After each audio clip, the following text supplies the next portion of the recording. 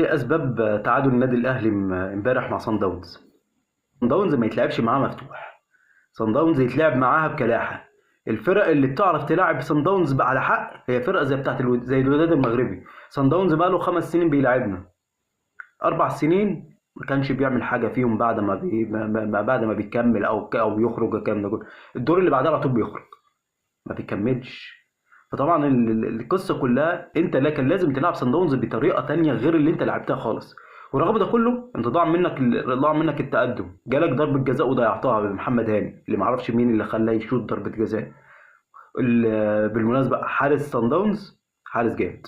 يعني ده اللي لازم نقر بيه. حارس صن داونز كان بامانه ربنا قاري الماتش. الكرة تعدي من الدفاع بتاعه ما بيسيبش الدنيا، ما بيسيبهاش كده الكرة تعدي كده وخلاص. لا هو قاري، هتلاقيه اول لما الكرة بتعدي من الدفاع هو اول واحد بيروح واخد